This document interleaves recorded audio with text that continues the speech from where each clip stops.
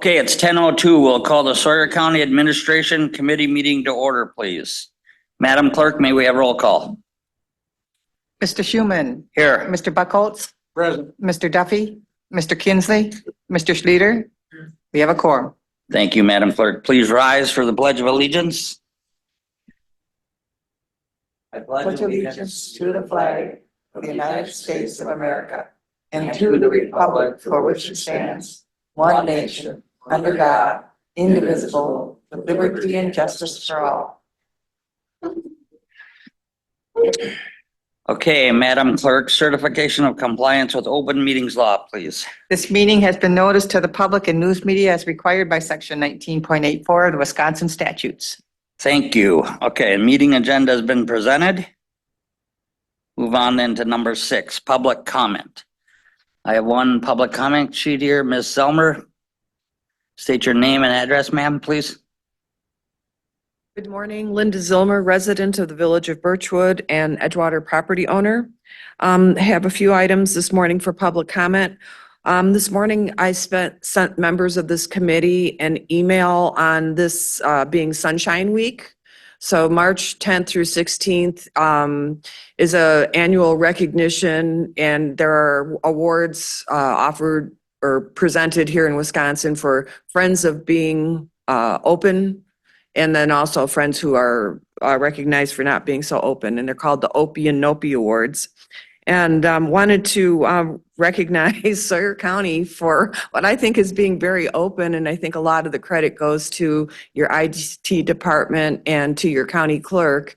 No counties around here provide the ability to see what you're working on, to participate virtually, to later view meeting so people can see what's going on. They can understand why you make the decisions they do. If they want to get involved, they can. If not, that's fine too. But I know there's a lot of work that goes into it. So I did want to recognize that. And then I've been using Sawyer County as an example over in Washburn County because they are going to be required to get a new website host. Their company's going out of business. And so I'm using you guys as the shining example. Also, as far as things that I hope the county looks to the future for is in April with the new board being seated and the opportunity for the board members to select their leadership. I think the new board would get off to a good start if there would be a presentation of the 2023 audit to the full board. You know, this year and last year, it's only been presented, I believe, to the Finance Committee. And being that newly seated board will then get working on the next year's budget fairly soon, I think that would give them a good grounding as well as the other training they will get. I think the other thing that would benefit everyone, new and returning board members, is to understand this role of the county administrator versus county supervisor. And I know that gets discussed at a high level as part of the training. Sorry. But especially what I see is in zoning department as an example, there's an administrative role for overseeing the department, but that zoning committee also has a lot to do with how that department functions. And I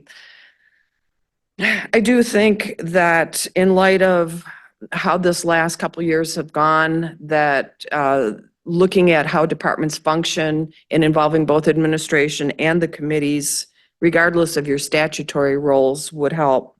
And then also the second email I sent to the finance and the admin committee members had to do with a lot of history going back and looking at economic development, and maybe the county would want to investigate again, doing strategic planning and doing some of these same analysis.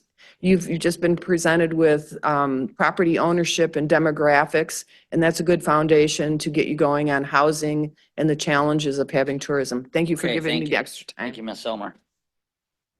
Anybody else online, Madam Clerk, for public comment? Okay. If not, thank you. Then we'll move on to number 7. Consider approval of our meeting minutes. We've got 2 meeting minutes here. The first one on February 8th, 2024. Everyone had a chance to review them? Any edits, corrections? Mr. Duffy? Okay, Mr. Kinsley? Motion by Mr. Duffy, second by Mr. Kinsley to approve our meeting minutes. Both minutes, did you say? Yeah, we'll do that February 8th first. Are you good with that? Okay. And yes, second by Mr. Kinsley, approving the February 8th meeting minutes as presented. If there's no further discussion, all those in favor signify by saying aye. Aye. Opposed? Motion carries. Okay, moving on then to our special administration committee meeting, February 20th, 2024. Motion to approve as presented. Okay, motion by Mr. Buckhold, second by Mr. Kinsley to approve the meeting minutes, the special meeting minutes of February 20, 2024 as presented. No further discussion. All those in favor signify by saying aye. Aye. Opposed? Motion carries. Okay, thank you. Kudos to you, Madam Clerk, again. Number 8, Veterans Service Department report. Gary? Hi, good morning. So Morning. in February, our office had 518 phone calls, 499 letters, emails and faxes, and 261 office visits for the month. We have submitted 34 disability claims to date and received retroactive payment of over $55,282.84 for claims that were decided in the veterans' favor. Our training is up to date. Next month, Nicole and I will be out for 1 week getting state training accomplished down in Green Bay. That'll be it right after. I'll be able to make next meeting, but after that, we're departing. Outreach, as far as outreach, Ashland County Health and Human Services and the Minneapolis VA Medical Center asked me to provide a briefing on VA benefits as how it pertains to health and human services, and how it interlinks with the VA. So we had broad participation between Ashland, Bayfield, Sawyer County, and VA employees themselves from the health system out of Minneapolis. That went very well. It was well received. And I also, Nicole and I also went down for 2 purposes. We went down to Winter and met with the American Legion Post 303 and talked to them. One, to introduce Nicole, that, to make a familiar face with a name. So when they call, they know who they're talking to, and they're able to refer them to Nicole as well. It's not just me anymore. And the other part was, to see what they had going on as a post and in the community down there, and along with individual concerns. So that went very well.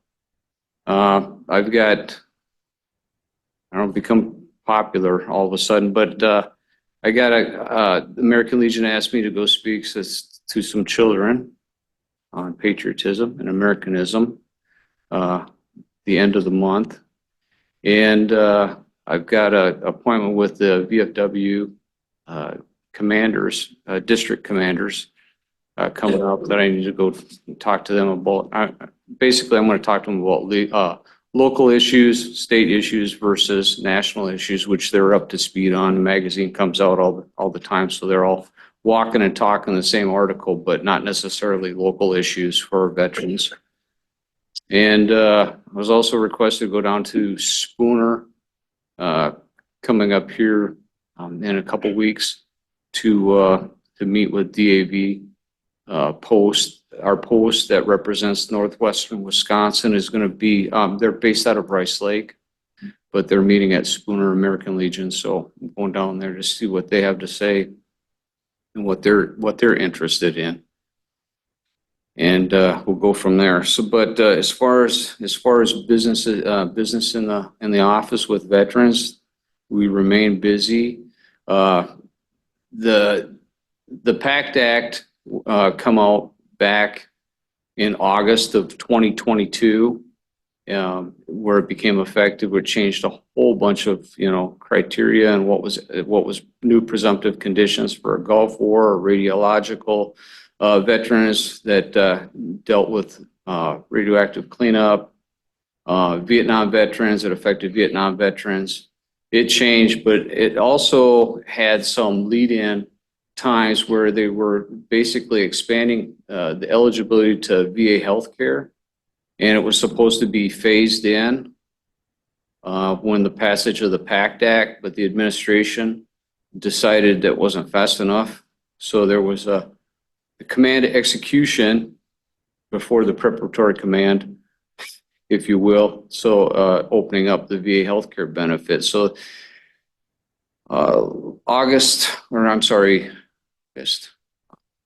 March 5th, about 1 week before March 5th, there was a post out of the VA that said that the VA healthcare administration was now going to be open to anybody that was ever possibly affected by toxins.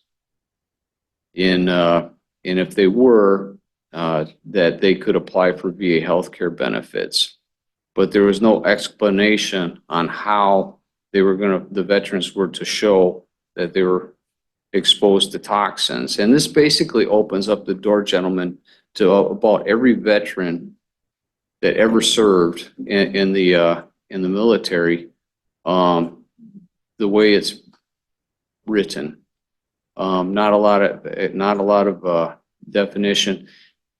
Why is that important? It's important to the fact that, yeah, it looks like, if I went to the firing range in an enclosed place and shot a small arms weapons for an hour and a half, I could claim that I was exposed to lead exposure. And at that point, I'm eligible by rule to get into the VA healthcare. At least that's the way it appears. There is no real instruction behind this. It's almost like filing a claim for compensation, but in this case, you're filing a claim to get into VA healthcare benefits. Prior to this, they had a means threshold. There was certain ways you could get into the VA healthcare system. One, I got hurt, broke my leg in service. I've got continued leg pain, arthritis. I don't have full flexibility of the leg. And that would be something I would go claim with the VA as a service-connected condition. If rated at 10% service-connected for that or higher, I'm in the VA healthcare system. Or if I was a Vietnam veteran and I served in-country Vietnam or within 12 nautical miles of Vietnam, and I can show that I was exposed to Agent Orange, I'm in the VA healthcare system. Or if I'm a single veteran this year and my income is below $47,600, I can enroll and be entered into the VA healthcare system. The reason they had a means threshold is because there was not enough infrastructure in the nation to support every veteran that ever served in this country.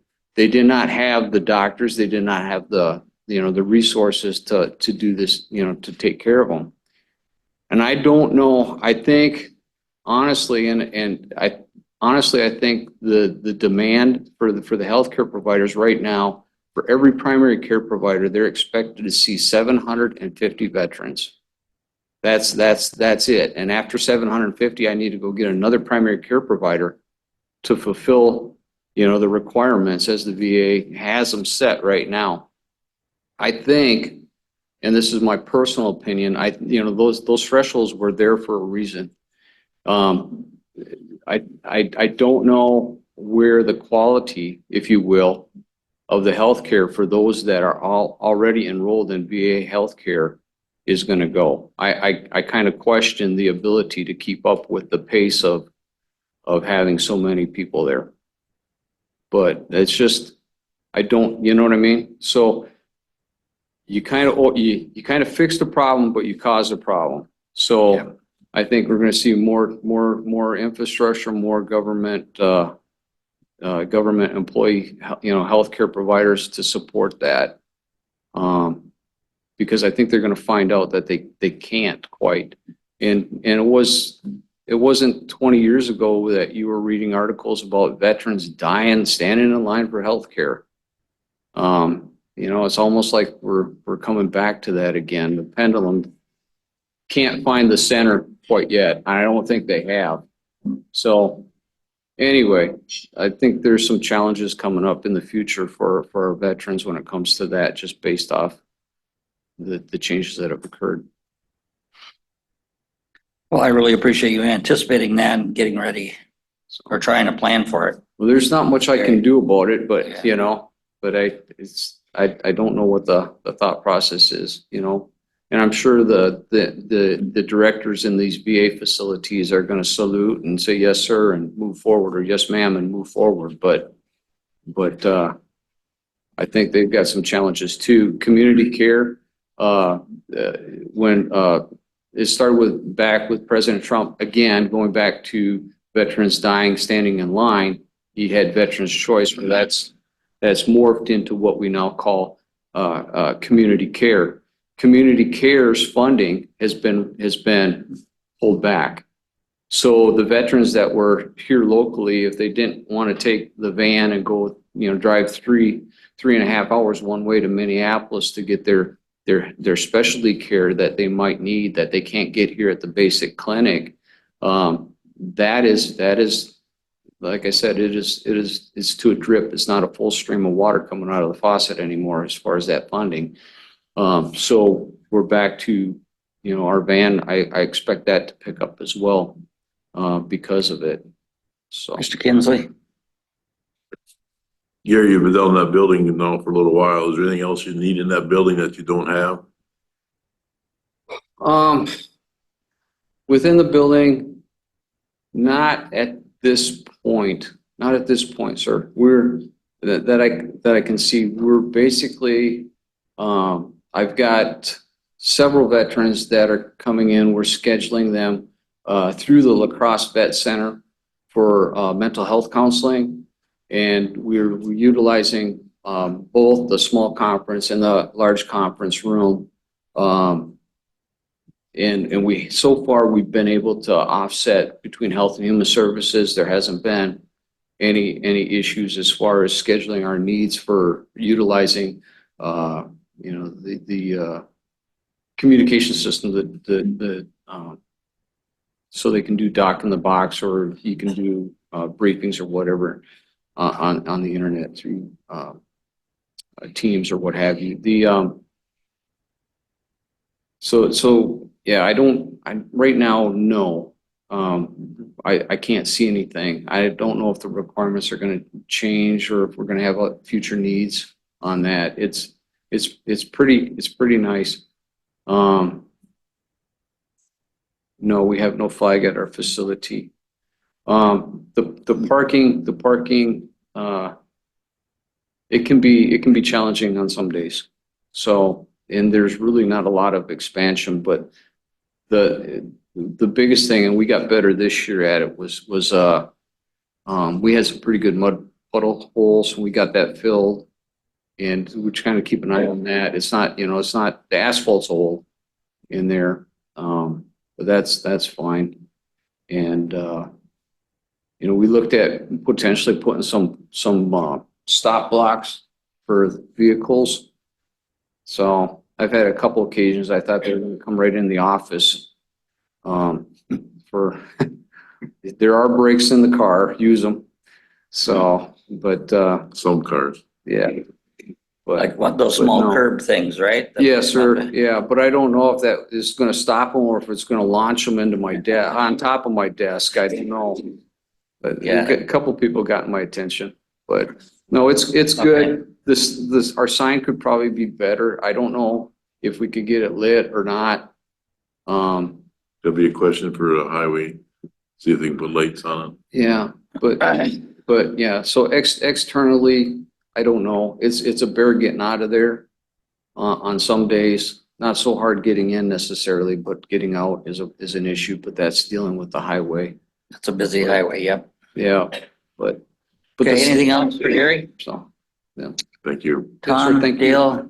I know, like, a question. Go ahead, Rob. It's not actually for Gary, but, they don't have no flag out there. Is, something we can do to help them get a flag out there? I mean, that's very important that there's a flag out at the Veteran Center? It's on. Andy? List. Okay, It's from just spring. okay. Appreciate that. We made note of that. Yep, thank you. Gary, I want to thank you and Nicole for all you do for our veterans. I really appreciate it. Yep, thank you. Couldn't agree more. All right, yep, thank you, Gary. Yes. Okay, moving on then to Information Technology Department report. Mike, you're online?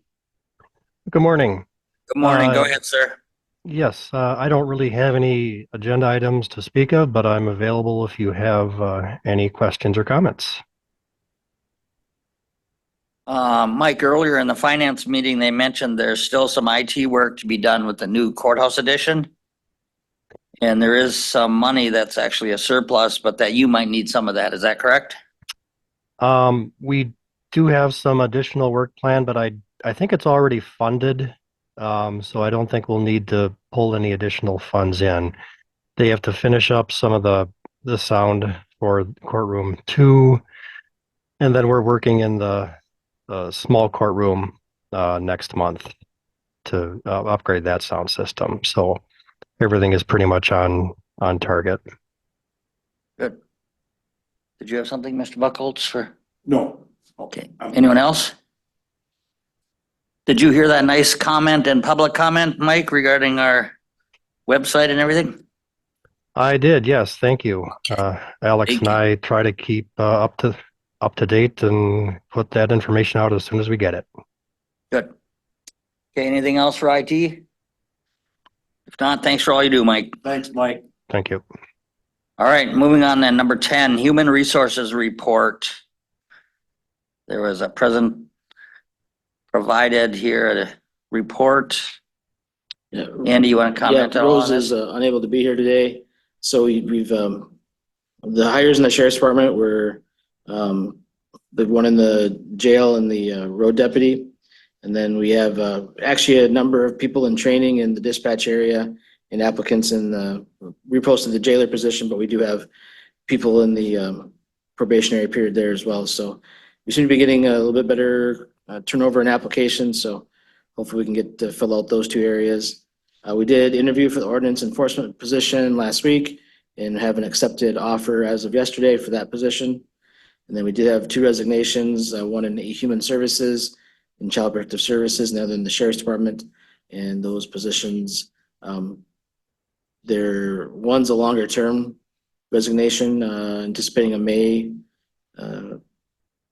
before that person is departed. So we have some time to fill that position. So we're getting those posted.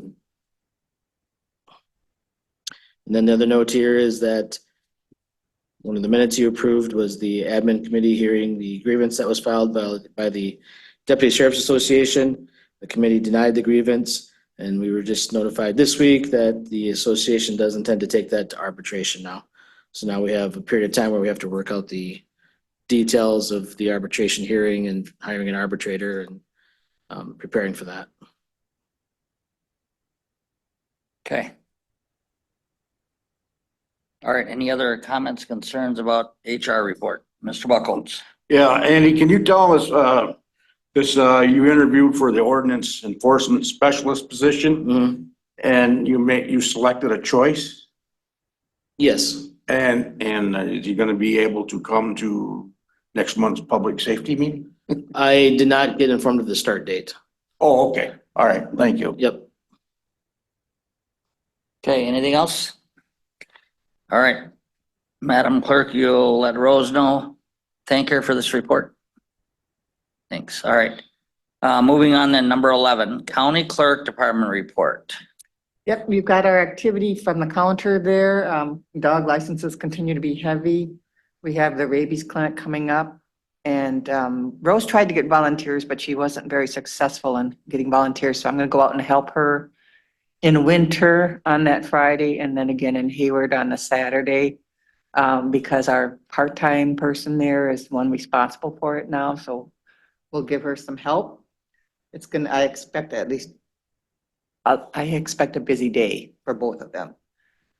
We did get the ballots out. The April election ballots are now in the hands of municipal clerks and absentees have been mailed out. I'm seeing activity of those coming back in already, so I think we're going to have some fairly good turnout for the election.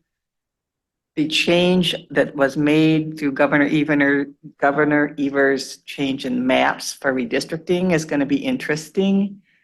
Sawyer County is changing Assembly and Senate districts, and how that's going to affect elections, we're not quite sure yet. We're just waiting to hear from the powers that be. But Madam Clerk, that won't affect this election coming up. Correct. Yep. Correct.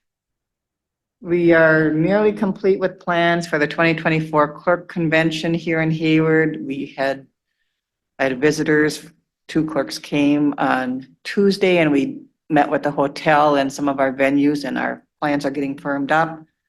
We already have, I think the hotel has 65 rooms and 20 of them are already reserved. So I think we're going to be a full house and may have to go over to the Steakhouse Lodge if we continue to get this kind of activity with it. So it's coming together. Any questions? Anyone? No? Okay. You have another item, ma'am? Yep, we have one more, the public records request report that you have. We've had 78 total requests since January. I came in on Monday and had 12 of them in my inbox for March alone, just on one day, 9 of them from one individual. So I did send an email out to Andy and to Mike Colson about potentially looking at some software that can help track that information. Many of the software programs allow requesters to fill their inquiry in right into the software, and then it moves through the people who end up having to touch it. It'll track how much time was spent on it. I think it would be a great benefit. I don't know what the costs are yet. This is very infant stages, but I think it would be a benefit to have a more formal process tracking that.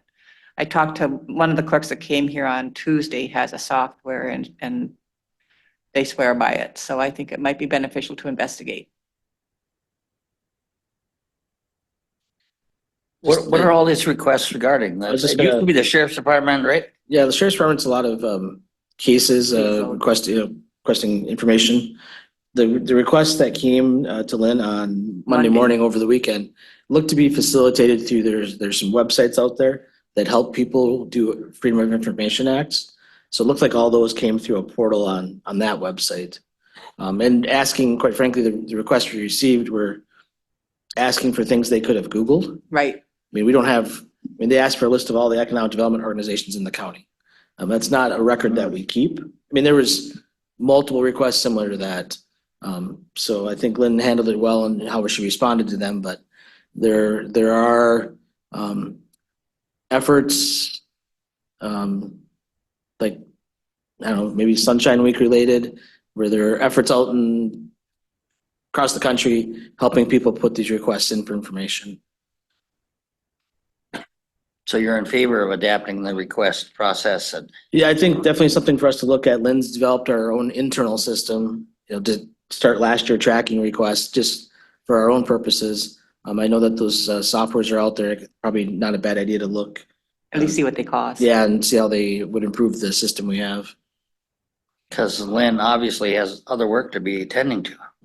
Yeah, and she's our gatekeeper. We still expect the departments to provide the information, and she's kind of there to record them and make sure that they are responded to. But yeah, it does get, when you see how the volume and Yeah. the variety of them, it does get difficult to keep track of them all. At what stages they're in and who's touched it. Well, it looks like you're doing a great job, Madam Clerk, making us aware of that as well. Anything else for anyone? Thanks for this information, Lynn. Yep, very helpful. Okay, is that concluded then, Lynn, your report? Number 12 then, economic interest statement. This is a action item, correct? Yeah, this is something that has essentially been worked on since we passed the updated ethics policy, maybe the end of 22, early 23. When we looked at the ethics policy, as well as some of the ethics complaints we've had, one of the things that we've noted is it's part just the disclosure by, and it's elected officials, it's key employees or department heads, and even people we appoint to boards and commissions, that they disclose any potential conflicts of interest or economic interest that they have. So just as a background, if you go to page 3 of the statement, that's really all that existed before, was a conflict of interest statement that says, I have read the code. I do not have any actual or what might be perceived as conflicts of interest, or I have the following conflicts of interest. I think part of the issue there is people don't always realize what is a conflict of interest or an economic interest. So we looked at some other conflict of interest forms and added those 10 questions to help individuals who need to complete this disclose anything that would be relevant, because that's usually half of an ethics issue, is just the disclosure of it. Or you might assume that everybody knows who your employer is or what other boards you serve on, but actually filling out the form puts it in writing, puts it on file, and then makes that available. So we took this through the ethics committee and had them look at it and make changes to it. And they've recommended adopting this as our economic interest and disclosure form, and then bring it to this committee, and hopefully to refer to the county board. And with the April elections, we would put this in place. And like I said, it wouldn't just apply per our ethics policy to elected officials. I would also expect department heads and anybody that the county appoints to a board to complete this. Okay. Pleasure of the board. What do we feel about this and moving it on to the full county board? Mr. Buckle? I'll make a motion to approve. Approve the county supervisor conflict Yep. of interest disclosure form, Yes. the draft presented to us. Yep. Okay, motion by Mr. Buckles to approve and move on to the full county board. Second by Mr. Duffy. Is there any further discussion? If not, all those in favor signify by saying aye. Opposed? Motion carries. All right, thank you. All right, number 13. Waldo Center in Winter. And I guess I want to start this by saying thank you for the invite to Winter. I know you'd reached out to Mr. Buckholz and I as vice chair and chair, that we come down and listen to the Winter people and hear some of their unmet needs. So I really appreciated that. And there were needs other than, of course, the Waldo Center. You had transportation needs and other things that came up. And there were a lot of people there, a lot of local residents. And so there was a lot of good discussion. And that's why Mr. Buckholz and I wanted this on our agenda to address this again, because I know there's been an issue in the past of not enough funding down there, and your supplies and kitchen appliances weren't up to par. So I know that you applied for that grant, which is wonderful, Lori. And it sounds like they're willing to help you with part of it. Yeah. So I guess I'll open it up to you two then, if there's any more you want to say regarding your area, Lori or John. I want to make it clear that the Waldo Community Center isn't a senior center per se. We do cater more to people over age 50, but it's open to all ages. And we have been serving on occasion pizza, stuff like that we can heat up. We have classes there. We have instructors. We've had authors come. You have a food pantry there too, Yeah. correct? We have a food pantry there. We do food distribution. We have a nurse that comes in once a month to do feet, it takes a lot of pressure off of the people in the community to travel somewhere, to get an appointment, to get their toenails clipped. I mean, it's a big thing for some people, you know. We have about 20 volunteers that volunteer to man the center 3 days a week, but our center is open every day if you need to use it. We have, we're going to have a memorial for an area resident in a couple of months there. We've had bridal showers, for example. We've had people come in and do demonstrations and other classes. We've had ADRC come in. So we have a well-rounded center and we're trying to involve, we have Pokemon Club also once a month. So, and the kids really get into that. So we are wanting to expand those activities so we can open up more classes, do more things, pay for supplies, and have a luncheon, 3 days a week. Right now, we have a potluck once a month. And we also, do warming up food like pizza and that. So I don't know if you have any questions. Well, I guess I do. Where does your food come from then for your seniors that do eat It's there? all donated by the community. Individuals and churches, they gather the food or non-perishables actually. And we had one farmer donate an entire beef cow. Roundup, of course. Okay, yep. So What about hot meals for seniors? Don't they come from Exland or well, where? the problem there is transportation. If a person is not ambulatory, they can't get there, then they have to have theirs delivered. There's been a lot of glitches in delivering, and by the time the meal gets there to their house, it's not hot anymore. So they have to rewarm it, and the price is exorbitant. I think SRC is asking 7 something for each meal for seniors and like $14 or $15 for non-seniors. And if we have the opportunity to do the cooking and have people just come to the center, they'll have hot food, they'll have cheaper food, and this will be self-sustaining. This is, we're coming to you this one time to get us off the ground so that we can expand, and we expect to be self-sustaining. We have been for the past year. So Okay, John, do you want to say anything then, sir? I know you're from that area. You too, Ron. I want you to comment. And Mr. Kinsley's that way. John Sorowski from W6389 Lake Winter Road. I guess I'd just like to say that I'd like a little bit of fairness here. We're talking about residents of Sawyer County, and we're trying to take care of the older, not necessarily senior, but older people. And these are residents of Sawyer County. And I guess I'd just like to bring up the fact that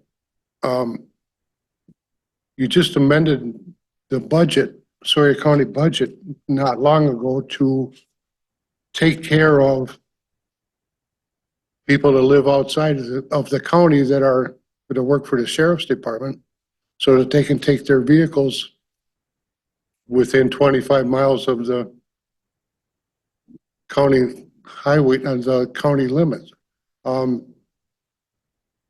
We're extending funds for people that don't even live in the county.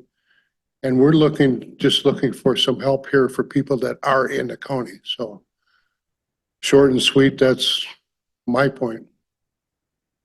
Sure. Mr. Buckholz? Thank you. Thank you, John. Yeah, Mr. Sorowski pretty much said what I was gonna say, but these people down in southern Sawyer County at the Waldo Center, their senior center was taken away from them. They are also the taxpayers of Sawyer County. We need to help these people out so they can get started. I believe we can come up with the money somewhere to help them get this up and going, and so they can establish their Waldo Center. And I believe this county can help them out some way. That's all I got. Okay. Andy, then we had, I know it was presented earlier, and didn't legal weigh in on this too? And I mean, what is the, Yeah, and, what can we do, or what do we have to, do we have to amend something, or? yeah, it would be a budget amendment, specific to the request. All I have is the request that the Waldo Center made with the budget last year. We had, council go through that review and do a, I guess I would call it an informal opinion. They've emailed that out to the committee, just as background information from what was considered in November. That was specific to that request, and I think in there it agonized the different funds that they were requesting and how they were going to be used in the opinion. Because the county is a granting authority by statute, there are things you can fund and things you can't fund. So that's how it was matched up then. But this request, I think, is different. So you have to look at what the money's requested, what what it's for, if you want me to get council's opinion on what you can consider or can't consider. Yeah, I think I would like that, if they take another look at this. Yeah, And I mean, Yeah, you have the, Ron, I want Mr. Kinsley too when you're done. yes. Mr. Kinley, go ahead. your inbox. Okay. Are you on board, Mr. Kinsley, also that we have some unmet needs, you think, in southern part of the county? Well, there's no question there's unmet needs in the southern part of the county. There's no unmet needs in the northern part also. Yeah, and that they used to have the senior center to gather at. And now these folks have took it upon themselves to put together what they call the Waldo Center, which I think is absolutely great. They want to do some few more things there.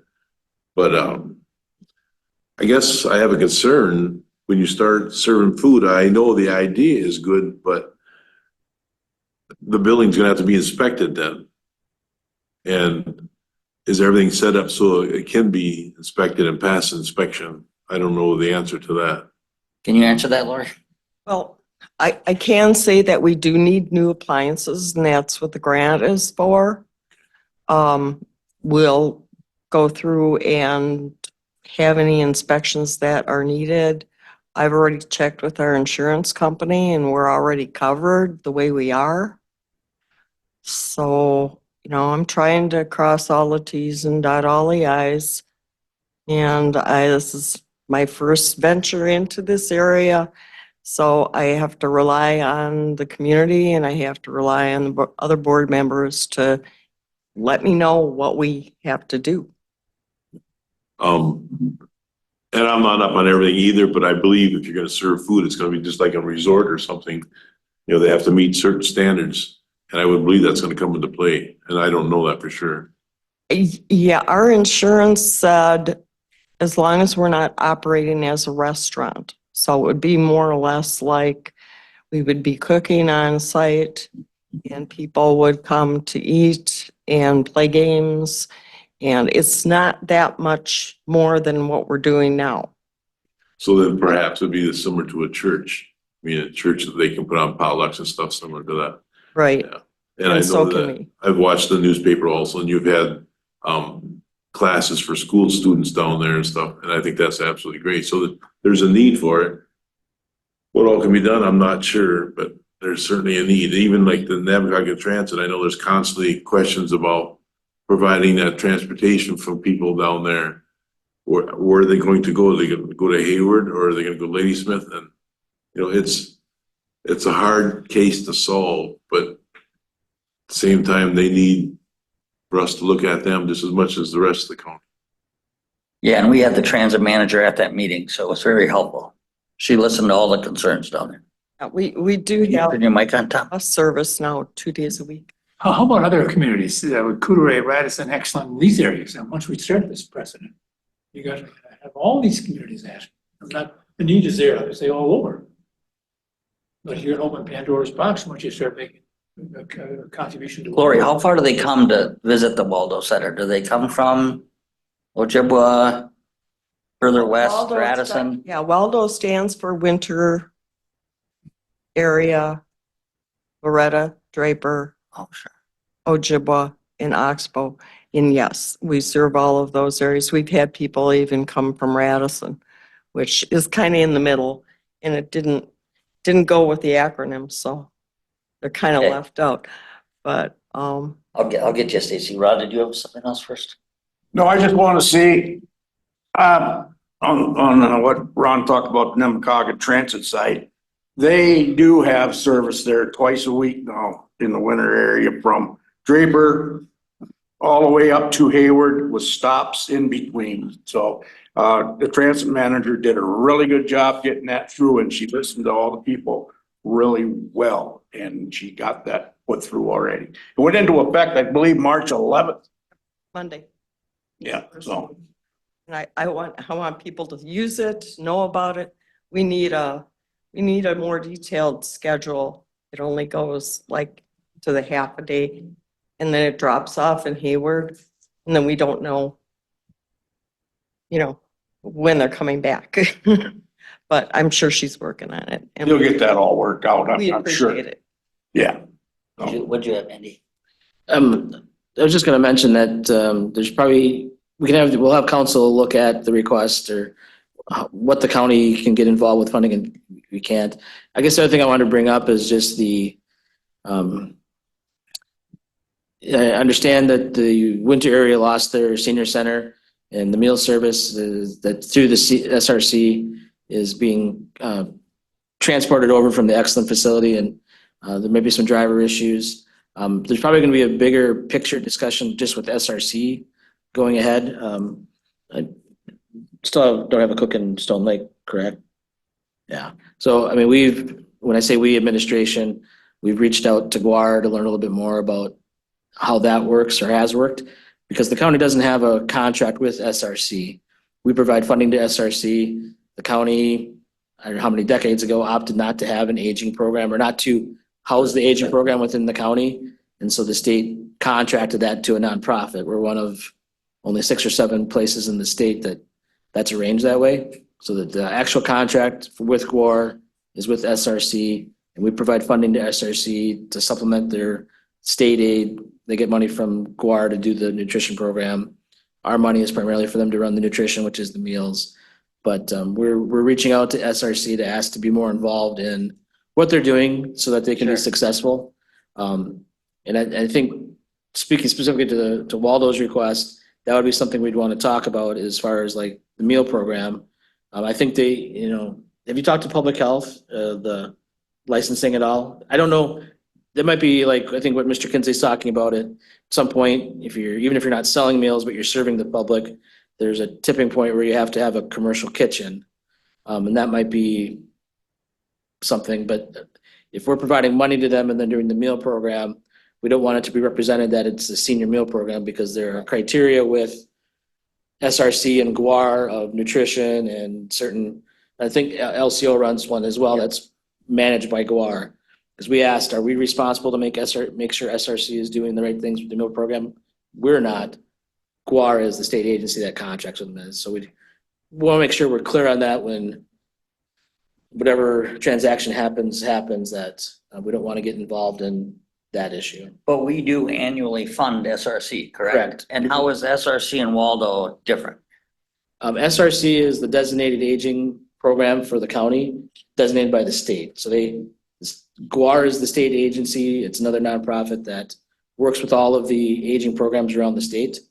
And so they put the criteria in place for, what's the minimum standards for your nutrition program. They also do dementia and other programming that they're required to do. SRC has a county aging plan they have to put together for all of the aging services, not just the meal program.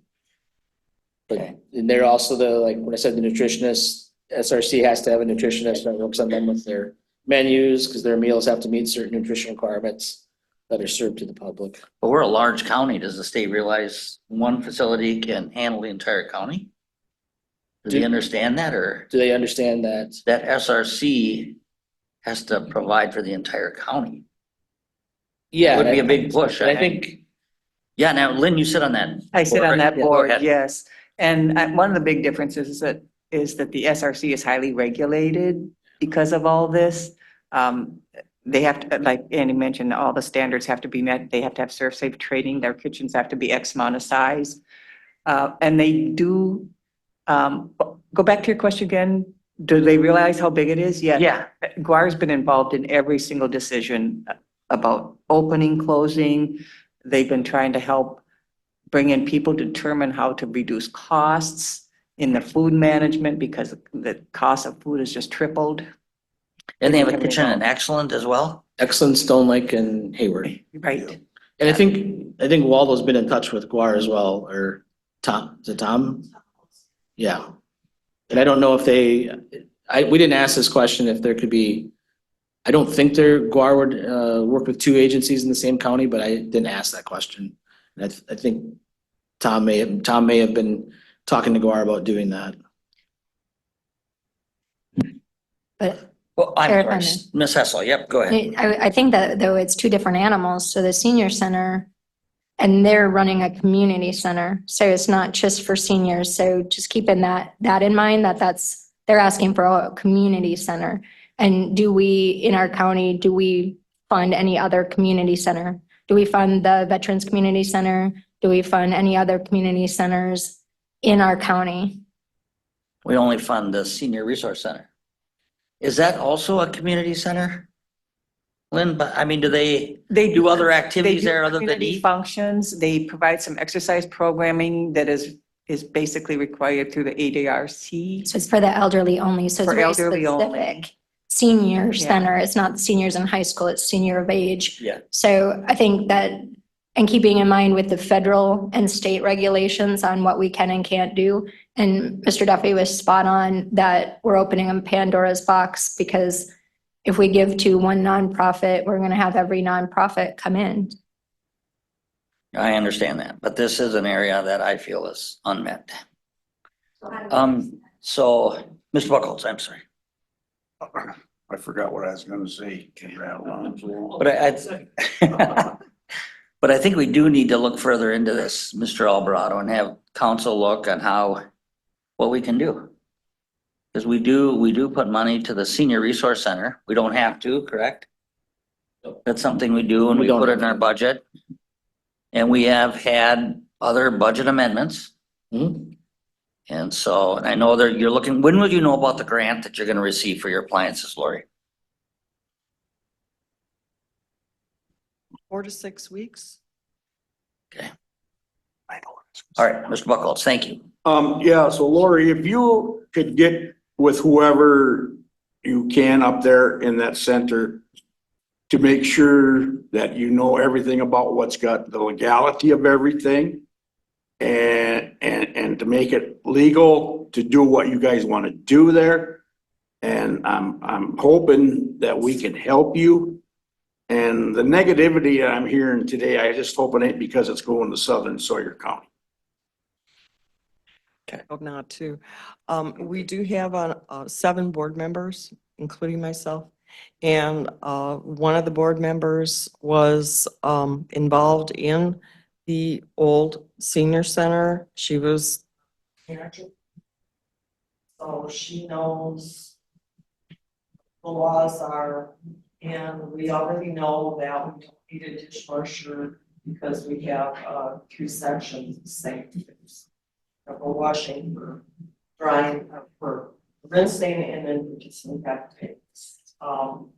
We do have a dishwasher, but that's beside the point. We need a bigger refrigerator. I don't think we have to fall under having a commercial with that at this point because we're not subject to the laws that are asking us for the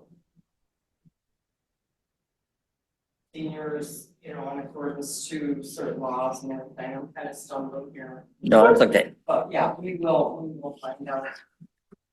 Lori, I gotta go with Mr. Schleter. He hasn't spoken yet. Go ahead, Dale. Thank you. Yeah, and I definitely agree with what Stacy was talking about. We can't afford to fund community centers for every village in the county. The reason they still have services from Sawyer County Senior Resource Center. The Resource Center fills a niche that the county is required to do for seniors. I don't know what that niche is exactly called, Andy.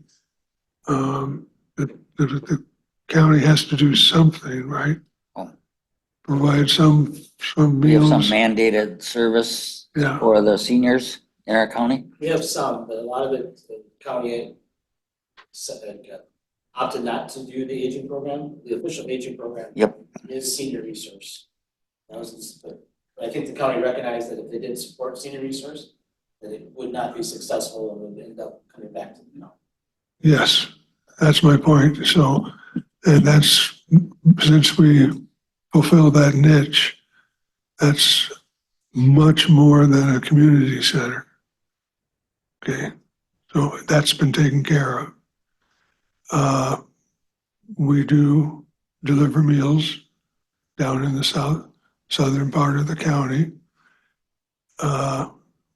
One thing perhaps people could do is encourage more people to call us and say they want Meals on Wheels delivered to them. That's going to cost more money for Senior Resource Center. We'll have to get that money somewhere from GWAR or from the county, but we'd be happy to provide more meals for a whole lot more people. So I don't see why we need to fund a place that is more community center than meal distribution. And well, I just don't believe this is Point an taken. appropriate thing. Madam Clerk, you want to speak on the Senior Resource Center capacity or? Just one comment. When it comes to the meal costs, I know it was mentioned that $7 is high and $15 is high, but they are not required to pay a dime. Exactly. If they can't pay it, the county picks it up with the help of the finances from GWAR and Inclusa. So the meals are not required to be paid for if someone can't afford one. Who pays the Meals on Wheels drivers that delivers all? Senior Resource Center. Senior Resource Center? And Hayward Senior Resource Center has capacity to get to all these people? You're saying if more people called in, we'd provide more meals? Sure. They have the capacity to do Through the that? Excellent site. Through Excellent. Through Excellent. Mr. Duffy? Well, I was concerned about the issue of keeping the meals warm. I don't know, that should be in That is one thing we've been talking with Mr. Markman and Mr. Alvarado about, possibly looking into a different type of van that could be equipped with better warming stations. a cold meal and not. Right. doesn't We've mean been to do that. talking with them about that. And then I'm wondering, is this going to be a one-time request for money or is this going to be an annual affair? Well, it might. It's just up, get them started. Lori, can you answer that for us? That's a great question, Mr. Duffy. Is this a one-time or is this going to be something you're going to need every year to keep you providing these meals?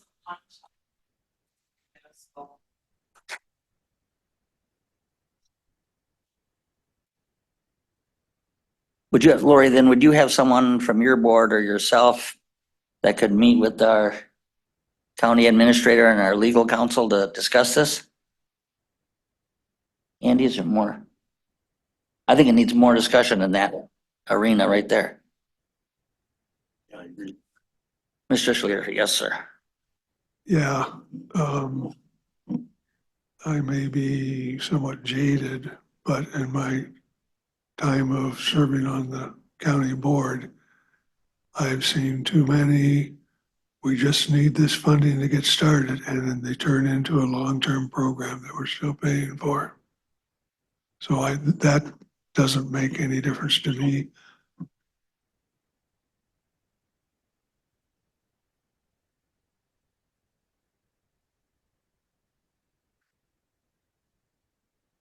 My God, sir, I can't. I'm There sorry. you go. I still think this would be an inappropriate thing for Sawyer County to fund because it is such a slippery slope. And if we had more people that wanted to receive meals, that would increase our ability to tell Guar that we need more money. And yes, tell Sawyer County that we're going to need to have more money because it's getting more expensive as it goes. Sawyer County is a big help for us. They help us get a bus every other year. Is that right, Lynn? Other year? Okay. So that we can transport people too. I think this is just wrong. Thank you. Yeah, I'll get together with Lori and good. break down the request and get the legal opinion. Just listening, I'm thinking it'll probably address two issues. One, primarily the center part and the meal part. I think those are actually two separate Sure. things, but we'll talk about what But the yeah, I would intentions are. appreciate that if we could get together. Are you folks okay with that then? Lori, that we continue talks with our administrator and our legal counsel on what we can do and that Andy will be in touch with you. Want to do that Or- for this meeting? The rest of the day, any after today, if you want to sit down after this meeting, we can start talking. If I could just interject, I think. Yeah, jump up to the mic. We got people online. Can you jump up to the mic, John, please? The idea of the, not being a senior center, being a center has developed because of the lack of senior. As Ron said, it got pulled out. Well, clients at the time and left it empty. So it has developed into more of a outlet center or, bring some school kids in. Because of the fact that there was just nothing there for the seniors. So it developed into a little bit more of a center. So you can get, there's people that do massage and different therapies like that. So I mean, that's just my thoughts of how it turned into more all else. And John, the majority of people that visit that Waldo Center, are they Sawyer County residents? Would you say? Exactly. The majority? They all are. They all are.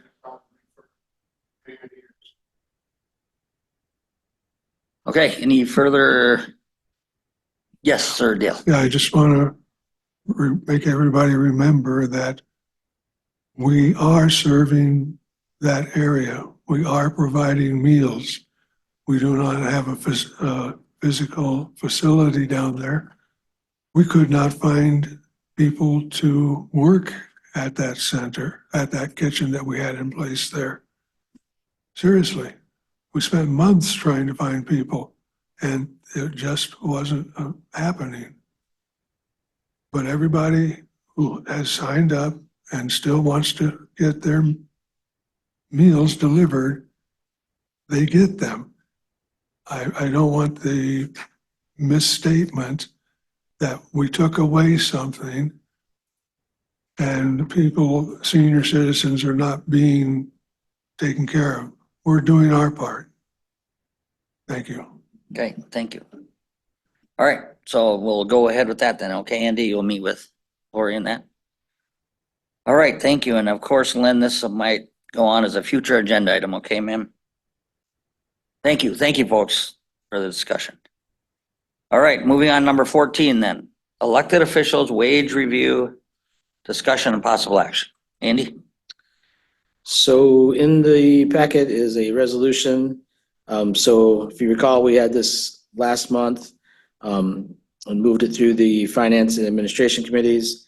But within the week after, actually, more of the other counties were starting to settle their constitutional officers' wages, and we realized that it, at least appeared as if we were going to fall out of line quickly. So I asked for it to be pulled to bring back, and we have additional data from the Area counties, we took this through finance a little while ago. So we've increased the starting wage to the 70,491, and then a 2.5% increase every year after. And how we arrived at that, that's about the mean average for the comparable counties to start at. It is, increased from what we had proposed last month. In addition to looking at the outside counties as to what they were paying for their positions, we also are conscious of maintaining some, and that my term is internal equity, that these are department head positions. We have a grid of salaries and compensation for our staff here. And so these would fit within that grid as well, to comparable positions in other departments. Okay, and this obviously passed financing, It did. Mr. Buckles. Mr. Chairman, I make a motion to approve the elected officials resolution for 2024 wage increase. I guess that's how I want Okay, to word Mr. it. Duffy. I'll second that motion. Motion by Mr. Buckles, second by Mr. Duffy to approve the resolution establishing salaries of and providing health insurance information regarding elected officials, correct? Yep. And does this go on into the full county board? Goes to the county board. And it'll go on to the full county board? Yes. Any further discussion? If not, all those in favor signify by saying aye. Aye. Opposed? Motion carries. Okay, thank you. County Administrators Report. All right. Mr. Alvarado. So, a little bit of a repeat from finance with some of this, but for the most part, the courthouse project is completed. You heard from Mike Colson, we have some existing items that are still to be completed that were within the scope of work before we get the final invoices. But we're pretty much getting that project wrapped up and closing things out. There is a ribbon cutting open house dedication being planned for May 16th. That'd be prior to the board meeting. Tentatively, the 5 o'clock is about when we would cut the ribbon. We'd also be doing tours of the new facility for the public and a ceremony to dedicate the building and a plaque on the wall. So put that on your calendar before the May board meeting. We went through personnel updates. We did do countywide employee training. I shouldn't say not totally countywide. All departments with the exception of the sheriff's department and ambulance, because of their 24-hour schedule, we're going to do separate training for them. But all the other employees took part in a training last week on Wednesday. We had a couple mandatory sessions that took up a half day on active shooter Alice training led by Deputy Jensen, and then workplace generational issues. Both sessions went off really well. We've had good reviews so far, good speakers that kept everybody interested. And then we had optional training the rest of the day on bloodborne pathogens, first aid, AED training, multiple wellness sessions. The sheriff's department led tours of the jail and the new courtrooms for staff. Highway department did a get to know your department session on the highway department. They brought over one of their new plow trucks, put it outside, let people take a look inside, and then a couple safety trainings as well. So we tend to make that essentially an annual event to keep improving or helping our employees improve and give them the adequate things they need in the safety and wellness area as well. Kind of the typical stuff in corporation council area. We're working through some ordinance updates there. A lot of time spent on the tourist rooming house ordinance and getting that back to the ad hoc committee. So we're just so you know where that's at. The ad hoc committee met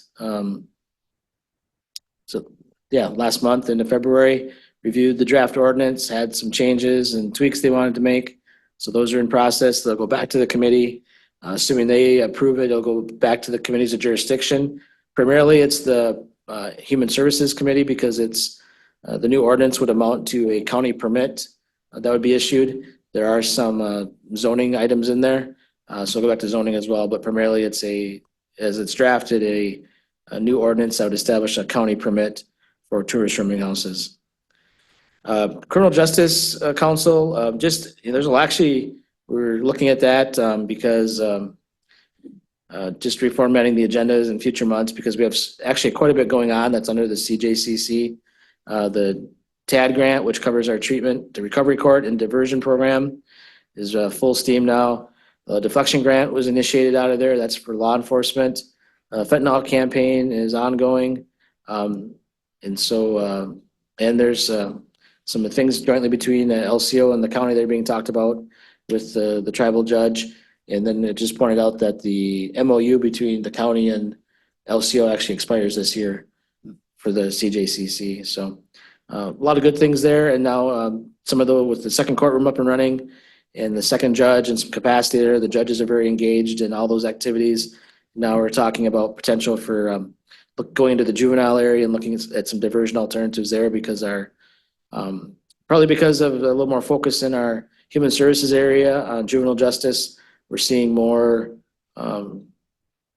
offenders, potentially, I guess is the right word, that also need some attention as well as truancy. Airport, I think everybody's heard the spiel or the updates about the master plan and the public information workshop. So the next meeting for that will be this fall. So the consultants will take in the information. If you do run into any constituents or public that have questions, you can refer them to myself or the website, sawyercounty.airportstudy.net. If they have questions or comments or feedback, there is an area on that website for them to submit those. So those will be taken ongoing. And then, yeah, so September, October is when the next public information workshop will be. They should be laying out more alternatives, a more finalized version of alternatives then. They'll take back the information after that meeting and finalize their master plan and recommendation or recommendations, which will be given back to the board for, essentially you'll end up accepting the master plan. Does not bind you to any recommendations. It is just a plan. As Mr. Kinsley would say, this is just a plan. It's not a project at this point. In the future, a plan or components of the plan could become a project. But that's all it is at this point. But there was, very good turnout for the public information workshop and very good participation and a good exchange and respectful exchange of questions and comments. And I think I've mentioned this at other meetings, people talk about an expansion of the airport, and the airport is growing, but the biggest thing isn't necessarily the volume of number of aircraft, but it's the size and the type of aircraft. We're just seeing a mix, increasing amount of larger jets and faster jets, which is part of the issues or part of the reason that you'll see some recommendations on the future of the airport. Broadband, Mosaic did get a grant in the most recent round that just was announced this last week. It was announced in the capital projects round, but they're getting an additional funding in the Sand Lake and Edgewater areas. That was the only grant that was approved in this round that involved Sawyer County. Other noteworthy items, Greg Peterson and I did have a meeting with Anu, who is our partner on the carbon credits. We have some additional information to get back to him by tomorrow. The process has slowed down. It has slowed down for everybody. It's involved because of some third-party auditing of the carbon credit market. It doesn't, what they relate is it doesn't necessarily affect the number of credits or the value of the credits or the market itself, but it's the third party is just some additional verification and review of these carbon credit projects that's ongoing, which is slowing down their process and their approval at the registry. So don't, timeline wise, potentially credits would be issued in 2025, but not to expect any, don't count on any revenue until 2026 at this point. So, and that's all of the counties in the region. We're all in the same boat in that timeline. The radio network for our public safety radio. So we have a new vendor that we brought on board as of the first of the year, GenCom. They've had a chance to assess the current system and try to make that as workable as possible. There are some immediate things that have in the Hayward Tower and down in the town of Meteor that we need to attend to stabilize the network we have. And we're going through with the department how we're going to fund those things. And then their recommendation going forward is essentially a whole new radio system. There are some potential grant dollars coming out from the state that we're trying to get ourselves in position for if we're eligible for. But we're looking at a $1.3 million proposal, their initial estimate of what a new radio system would cost that would get us the 95%, I think it's 95% mobile radio coverage that the department would like to have for all of our deputies out in the field. So that's probably the next big project on the horizon, or the next bigger ticket item that we'll be putting together to bring back to the board at some point. And that's all I have for this month. Andy, do you have an update for us on that zoning ordinance amendment, the multi-dwelling development going through the towns right now? What are you hearing, or are we getting some traction there? I don't know if I have good numbers. I mean, I've heard towns that have approved it and ones that have not. I've had some comments on concerns on information being relayed, but I don't have the total information there. I expect we'll hear it tomorrow at the zoning meeting. Sure. All right, anything else for Andy and his report? That's a lengthy, good report, Andy. One thing it's not on the agenda, didn't address it, is PTO. I've talked to Mr. Kinsley about that a little bit and just decided to have a little cooling off period to put the proposal back together and bring it back in the future. Trying to find a solution that gets the flexibility and the additional time to the employees, but doesn't have a negative financial impact on the budget overall. Does not, is that what you're saying? Does not, yes. Correct. Trying to make it net neutral. So we're just waiting to get the best policy in front of us to vote? Yep, I think I need to, there's been some confusion because of the different iterations of it. So I'm going to put it back together and then reintroduce it, and we'll essentially start all over using everything we've learned to this point. Okay. All right. Moving on then, future agenda items. You got the Waldo Center on there, Lynn, right? Do you want to put that on our agenda coming up? Waldo? No, the one you just talked about with Mr. Kinsley. No, well, I will let. I would be good with that if you just Yeah. meet with Lynn about Yep. getting them back on. Chair, Okay? Oh, yes, Ms. Cecil. do we have a mission statement as a board? Yes, Yes? Yep. Where is that located? it's in let me pull it up. Can admit, I do not have it memorized, but it's in the Right. county board, We all should be able to quote that. county board policy, your county board policy book. Okay. Okay. Thank you. Any other future agenda items? Any correspondence reports from conferences? Andy, anybody? If not, appreciate your time, everyone. We're adjourned. Thank you. Thank you, folks that came.